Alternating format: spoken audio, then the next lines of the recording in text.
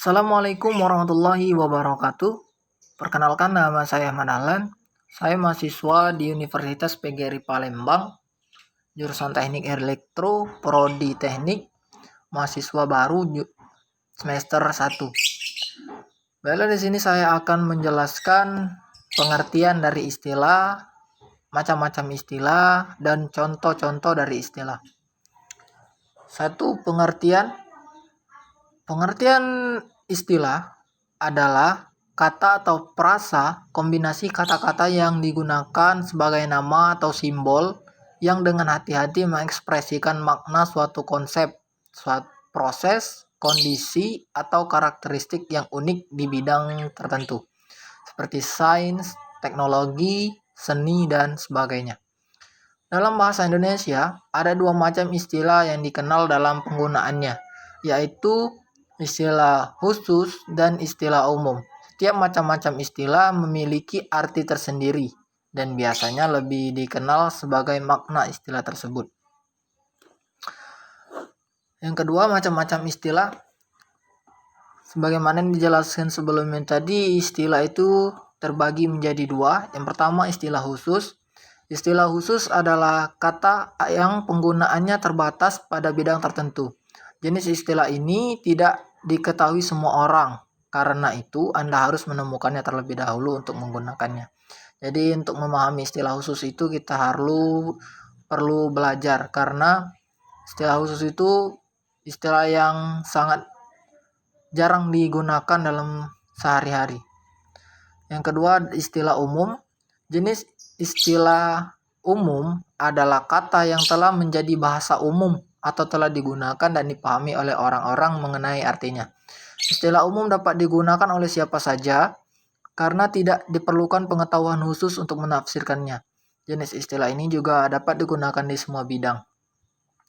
Istilah umum ini kata-kata istilah yang sering kita temui di kehidupan sehari-hari, baik kita melihat di televisi, koran, majalah, dan media-media yang lain. Kita sering menemukan istilah umum. Yang ketiga, contoh-contoh istilah khusus. Nah, ini ada contoh dari istilah khusus. Di bulan Agustus ini digalakkan pemberian vaksin meles rubella secara gratis kepada anak-anak usia 9 bulan hingga 15 tahun. Nah, di sini ada istilah dari vaksin. Vaksin sendiri artinya adalah bahan yang digunakan untuk menghasilkan kekebalan tubuh. Contoh yang kedua, setelah merasakan gangguan di mata sejak lama, ibu baru mengetahui bahwa ada sedikit kerusakan pada kornea.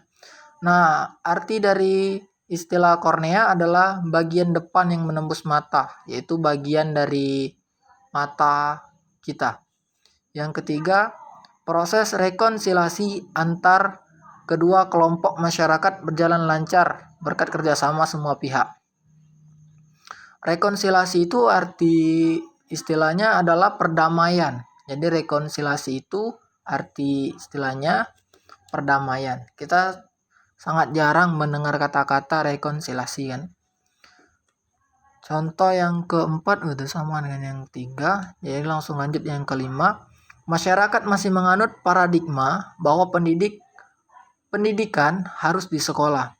Nah, jadi arti dari istilah paradigma adalah bagaimana seseorang berpikir. Jadi paradigma itu lebih tepatnya artinya pola pikir seseorang.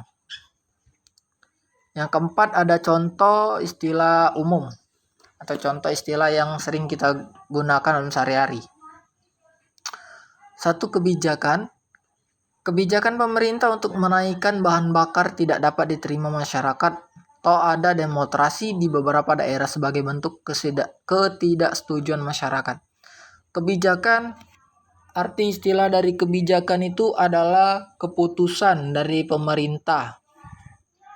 Jadi kebijakan itu artinya adalah keputusan dari pemerintah. Yang kedua, budaya Indonesia terkenal di mancanegara. Banyak negara dikejutkan oleh keanekaragaman dan kerukunan masyarakat Indonesia. Budaya itu adalah produk dari kesadaran dan pikir orang. Salah ya. Budaya itu adalah seni itu termasuk di budaya. Jadi budaya itu adalah suatu ciri khas dari suatu daerah. Itu sering kita sebut dengan budaya. Yang ketiga, keterampilan kecerdasan B.J. Habibie di dunia penerbangan tidak diragukan lagi, baik secara nasional maupun internasional. Atau sering kita sebut dengan kalau seperti itu skill.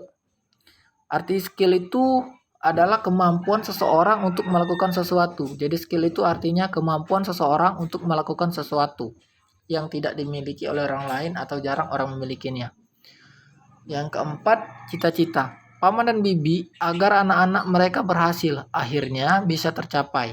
Nah, arti dari istilah cita-cita adalah keinginan seseorang untuk sesuatu ya. Yang kelima, yang korupsi harus dihukum berat karena mereka menyalahgunakan uang negara. Nah, kita sering mendengar kata-kata korupsi nih. Korupsi itu artinya orang yang menyalahgunakan uang negara atau menggunakan uang negara untuk kebutuhan dia pribadi. Mungkin itulah contoh dari istilah umum, contoh istilah khusus yang bisa saya sebutkan. Masih banyak lagi pengertian-pengertian, contoh istilah khusus dan contoh istilah umum yang tidak dapat saya sampaikan. Saya akhiri. Billahi taufik wal hidayah. Wassalamualaikum warahmatullahi wabarakatuh.